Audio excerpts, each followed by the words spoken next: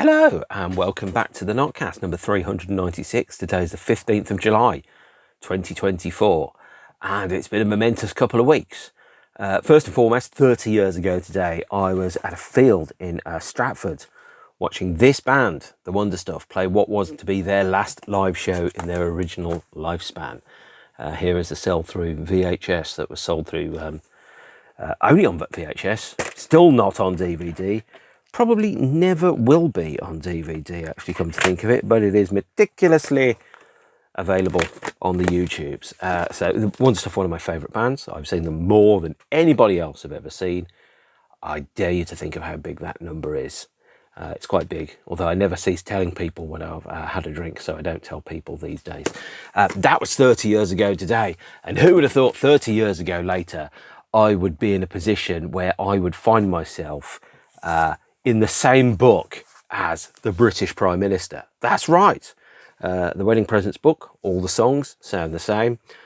On page 9 here has some writing about Sir Keir Starmer, leader of the Labour Party's favourite wedding present song, which is my favourite dress.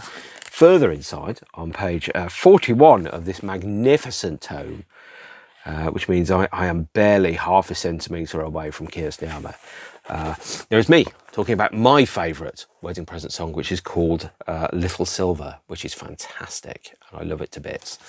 I also get, by the way, considerably more column inches, but I also probably spent considerably longer writing it. And that means that last week, the week that ran from about the 29th of June to the 5th of July, was one of my favourite weeks of my life for a number of reasons. First off, on the 29th of June, I saw Nick Mason from the Pink Floyd playing at the Royal Albert Hall. On the 3rd of July, not only did I have a birthday, I also saw whatever is left of the magnificent AC/DC at Wembley Stadium on my birthday. Wow, what a birthday that was. On the 4th, and actually on the 5th, I saw the National at Crystal Palace Park, and on the 6th I saw a U2 tribute band. But on the 4th I overthrew the government. That's right, we've had a general election, and I am going to be talking about that for a period of time. Now, normally I don't do political stuff on here because not thinking about politics is a luxury. I come to the NOTCAST to not think about the state of the nation and the world outside and how awful, dreadful, terrible, no good, very bad it is indeed. But it's been a very, very important event. So for the first time in 14 years, Britain has a Labour government, which means that I have as an adult, I'm now entering, and by the way, I am in my 50s, I am now entering, right, get this, my 15th year of Labour Party rule over Britain, which means for 2/3 of my previous life, I've been under the Conservatives. And it's fair to say, approximately 2/3 of my life, the outside world has been pretty crappy. And I think the two are related. First and foremost, I think I need to talk about what happened and how it happened. But also, firstly, also to say, not thinking about politics is a luxury. And I try really hard not to think about politics when I do this, but I don't exist in a vacuum. Art, culture, music, films, it doesn't exist in a vacuum either. It's a product of the world around it, and it's a product of the circumstances upon which we're living. Whilst a lot of art is perpetual and permanent and exists and speaks into commonly shared human emotions, you know, love, annoyance, boredom, cats, those type of things. There's also a point where you go, it doesn't exist in isolation from the outside world. Now, of course, if you're certain artists, Ministry, particularly around about the time of Rio Grande Blood and The Last Sucker, and Roger Waters, particularly around the time of everything he's released over the past 30 years, you're in a situation where the work is extremely political, very aware of politics and very clearly pointing the finger and telling you what to think, which I've tried really hard not to do during the election. And I think that art that sticks its colours to the mast of a particular time becomes very, very dated very, very quickly. But I'd like to talk about the election result. So it wasn't necessarily, in my mind, a Labour win. It was a Conservative loss, is how I look at it. We had a 59.9% turnout compared to 2019 67.3% turnout. It wasn't a pro-Labour vote, it was an anti-Conservative vote. And Britain for the past few years has felt like it's been labouring under the leadership of effectively what I call a zombie government. So you think about the Halloween films, okay, or the Friday the 13th films. By the time you get to Halloween 5, Friday the 13th Part 8, Jason versus Freddy, Jason in space, and kind of going, you've been doing this a long time, you've run out of ideas and you're not very good anymore, and you really are in the dregs. And that is exactly where the Conservative government were and have been for the past few years. I've been looking at the leaders that we have had over the past few years, and bearing in mind we've had 4 prime ministers since July 2019 just in the Conservative Party alone. So we had obviously Theresa May, who was competent but a void of personality. Johnson, who has had too much personality and had no competence. Liz Truss, who was like somebody gave the cars to the economy and then crashed it into the wall. And then Sunak, who acted like the whole of the time he was fed up of having to deal with the little people and wanted to get back to his important job of running the country and stripping the country dry for assets. I was really worried about what happened. Now, the cliche is, no matter who wins, the government always gets it. And yes, that's kind of true. And at the same point, we've seen what a difference a government can make. The country has been hollowed out. It's been abused and misused by the Conservative government. It's been asset stripped. We've had huge amounts of money diverted from where it should have been into tax cuts for the horrendously rich, and money that's been diverted away from investment in places where it's desperately been needed. We have the rat concrete scandal, where the walls have literally been collapsing in schools, and apparently the education minister last year said won't worry about it because that's the next government's problem. Really? That is the approach that you're going to take? We have £38 billion of public money, which is the equivalent to about £500 from every person in the UK, stolen from us and handed to shysters and fraudsters in illegally awarded contracts for PPE for COVID. We had a VIP fast lane. Britain's fallen down the World Corruption Index to, I think it's gone down to about number 21 or something. We've got more food banks than McDonald's now. Life expectancy is 8 months shorter than it was in 2012. Mortgages have gone up by 33% in terms of cost alone. The average age of a homeowner is now 34 compared to 31 in 2013. The average age that people have children has gone up as well. So it's gone up from something like 29.4 to being about 31. We've gone from 63% of the population owning their homes in 2018 to in 2023, 50% of the population owning their homes, which means effectively it's gone from 2/3 to 1/2. We've got the situation where our lives are getting shorter, everything costs more money, nothing works, and that's all because of decisions that were made by the Conservative government. A Conservative government that under Gordon Osborne's tutelage said, what's the point in providing social housing? They'll never vote for us anyway, where they were running the country really for the benefits of themselves and not for anybody else. And we had the worst result in history for the Conservative Party, and justifiably so. Johnson came to power in 2019 with a litany of lies that barely he could believe, telling us that Brexit was oven ready, but it wasn't. Did an incompetent and criminal running of the country during the COVID situation, laughed and had parties and karaoke whilst I couldn't go to my friends' funerals, for fuck's sake. And I'm not the only person around that was in that situation. Had a massive by-election loss in June 2022, had a vote of no confidence as a result of Partygate and promoting to deputy of the Conservative Party, a man who was well known for sexually assaulting people, apparently. Then we had Liz Truss, who crashed the economy with mortgage hyperinflation, and it was the shortest Prime Minister in British history, between the 5th of September and 24th of October 2022, and in that time also managed to kill the Queen, which in her first week, which was a very impressive going if you believe in regicide. So we had the cost of the Truss economic statement, which by the way wasn't a budget, because if it was a budget, it would have gone to the Office for Budget Responsibility, and someone would have went, "You're out of your tiny Vulcan mind for doing this." Had large-scale tax cuts funded by borrowing, no Office of Budget Responsibility checks, had a cost of living crisis, operated in a position of hyperinflation, so inflation has gone up 34% since then, which both created a 60 billion hole in terms of the economy, but also cost 30 billion to the UK economy through unfunded costs and extra interest rates, putting an extra 10 billion onto the UK's bill. The average monthly mortgage payments went up by 61% in that period of time, and they have not recovered yet, which means anybody that was on a 2-year fixed rate, which was agreed by August 2022, is now coming to an end. And that would have meant that come August 2024, i.e. next month, there would have been 3 million mortgages, which would have gone up by an average of £300. So the average monthly mortgage went up from £747 in July 23 to £1,035 in July 2024.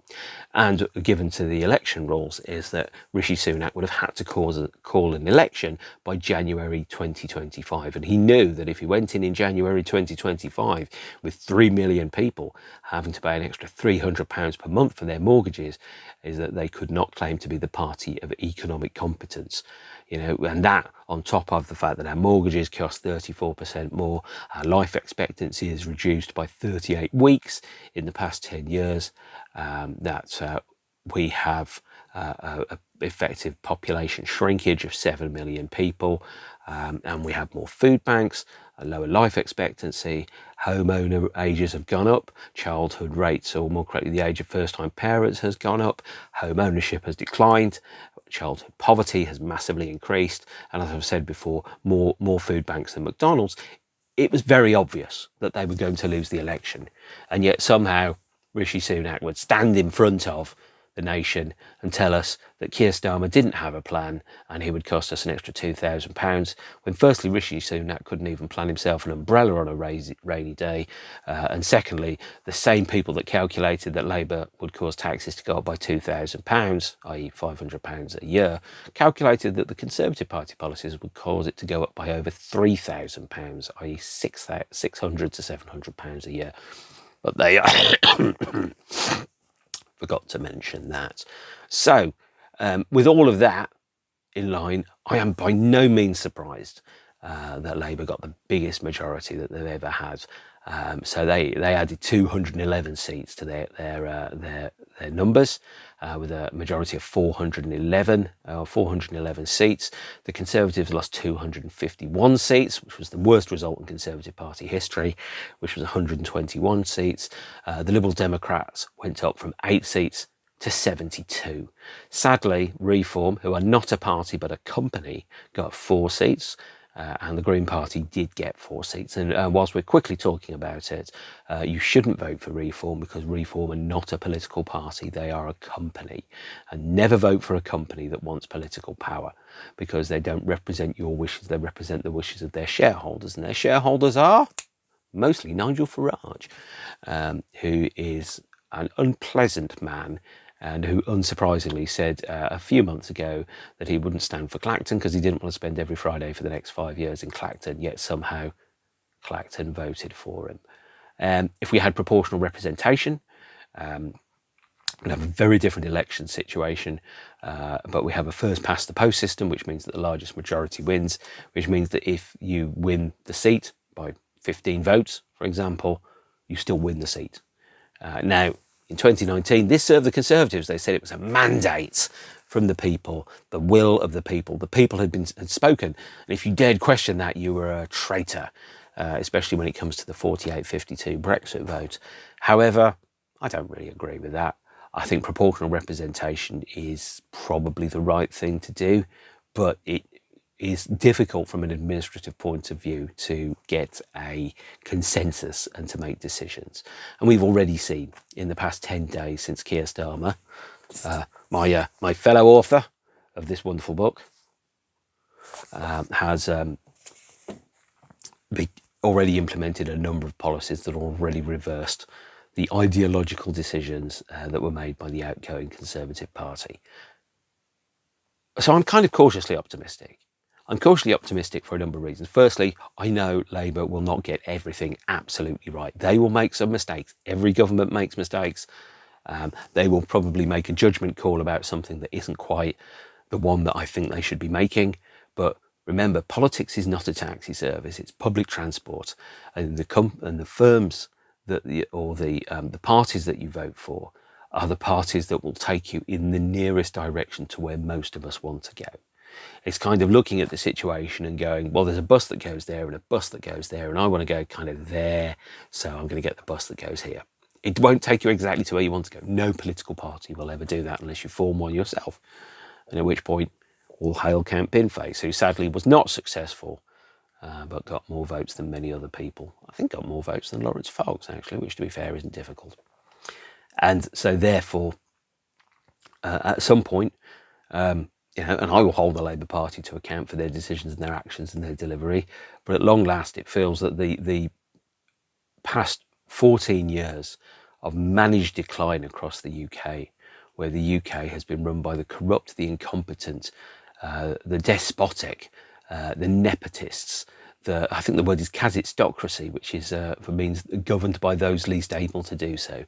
At last, that has been reversed, and hopefully Britain will now be pointing in the right direction for the future, where we have serious, competent people making serious, competent decisions, which hasn't happened for a very long time. Britain was run by clowns for the last 14 years. We had a circus. Britain's reputation on an international level was massively diminished. We fell down the World Corruption Index by an enormous amount, from something like being, 8 to 24 in the world. We had 13 ministers resign in 24 hours. We've had something like, an illegal proroguing of Parliament. We had Johnson attempting 3 snap elections to buy himself an extra 5 years, all of which were ruled out and weren't judged to be accurate. We had 4 prime ministers in 3 years or 3.5 years. We had a crisis of competence. If you think of people like Johnson, May, Truss especially, Sunak, these are people that could not have existed in the private sector as employees of an organisation. They would have, and we've all worked with people like that, people that aren't very good at what they do. And somehow they turn up at a company, they're there for about 6 months and they quietly disappear, and everyone kind of pulls a face because they sign an NDA, they get paid off because they're just absolutely terrible. And I can think of people in my industry that I know that's happened to.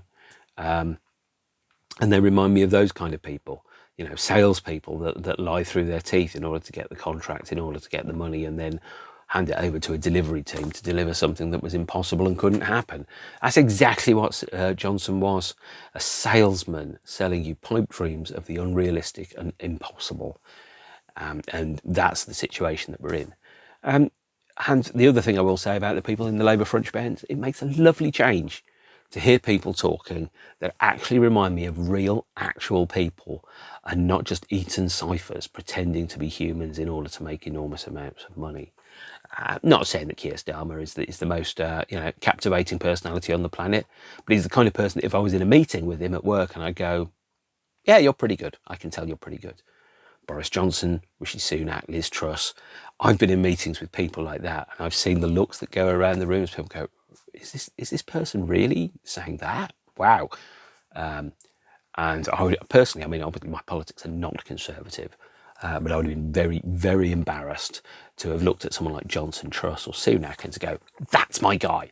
That's the best person we've got to lead the country. And I sat there and go, you're not even the smartest person in an empty room. The coffee cup is smarter than you. So that is, where we are. Jury's out. I'm very optimistic. It won't go perfectly. Something will go wrong at some point. I know that. And some bad decisions will be made. But right now we're in a situation where the country is turning around. It's going in a different direction. We have people that are competent and capable in the position of making decisions. And as they've said, country first and party second. And that makes one heck of a change after the past 14 years. And actually my mood's lifted. I'm a lot more cheerful than I was 3 or 4 weeks ago, because I'm not now worrying about, every day I woke up and I had an experience I called the fucking, which is you wake up and you go, something's going to go wrong. And you go, here it is, the fucking. Things are going to start to go wrong. And I don't feel that at the moment. I feel that there is going to be a change. And I'm not going to agree with everything that the Labour Party do, in the same way that I didn't agree with everything that Margaret Thatcher did. Not at all. Or Tony Blair or Gordon Brown. But with those people, I felt the way that I now feel about the current government, which is we have people that are capable of doing the job, and it is long, long, long overdue. So that's 21 minutes of me talking about the election. And of course, the best birthday week I ever had, because I saw 3 amazing bands and overthrew the government. So that's not bad, is it? It really, really isn't. So I'm going to knock off there. If you don't like this, there'll be another one in about 2 days about a pop group that makes records, or more correctly made records a long time ago, because that's how I roll, baby. And in the meantime, take care of yourselves and each other. Stay beautiful, and see you later. Okay, bye.